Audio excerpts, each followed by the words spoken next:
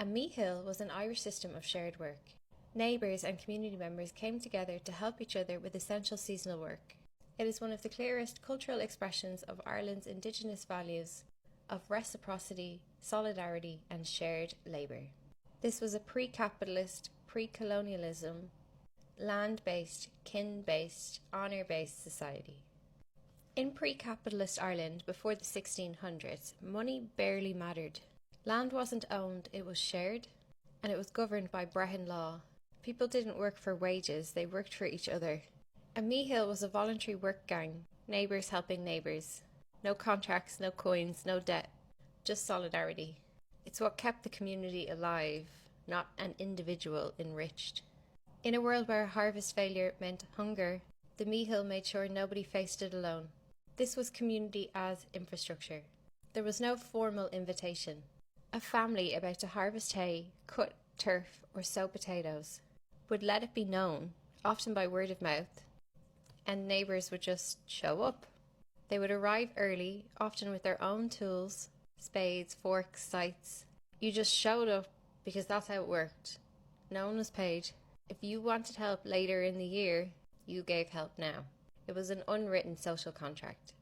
Ireland's rural communities faced unpredictable weather, manual farming without machinery, very short harvest windows, and fragmented small plots of land. No one family could handle all of the peak labour needs by themselves. So the mehill was a practical response to scarcity. Brehon law emphasised honour, mutual obligations and reciprocity. Everybody had a duty. We were interdependent. The mehill made no sense to landlords, to colonial officials or economists, because there was no ownership of time, no wages, just care, commitment and community.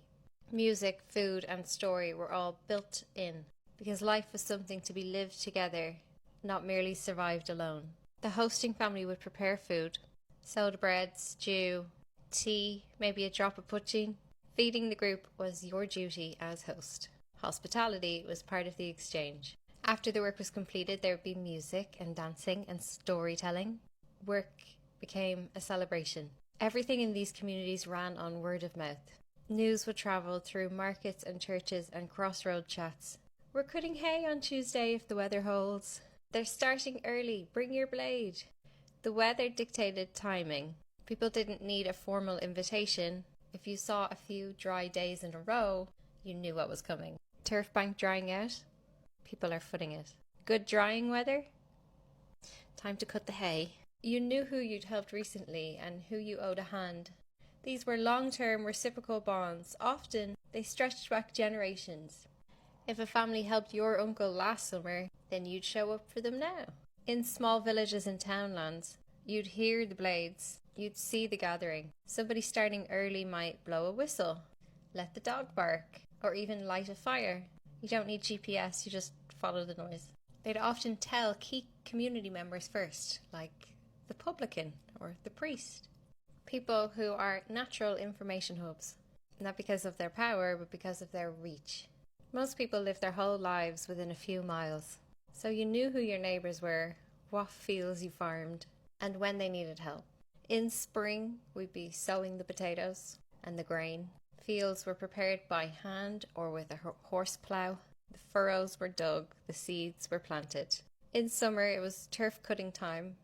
Peat bogs were cut into sods, and the mehill would help cut and foot the turf, turning it and stacking it to dry.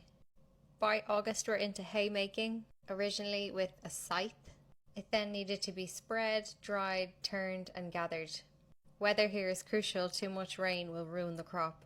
At the same time, fences are also mended, thistles are pulled, tools sharpened, and ditches cleared. By the autumn, it's harvest, real harvest, scything and binding grain sheaves, gathering vegetables, and stacking them in root cellars or pits. Lifting potatoes was a major mehill task because it all had to be done by hand. So families would often help each other across several fields for several weeks.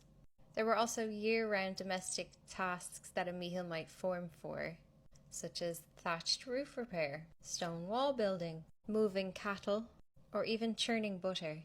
This was a rolling network of community aid finely attuned to the seasons. Everyone was poor, so cash wasn't an option. Everyone needed help, so cooperation was survival. Everyone remembered who helped them, so reciprocity was built in. This is the embedded cultural norm of Brehon law. In Ireland, before colonisation, land and labour were communal responsibilities. Everybody just rolled up their sleeves.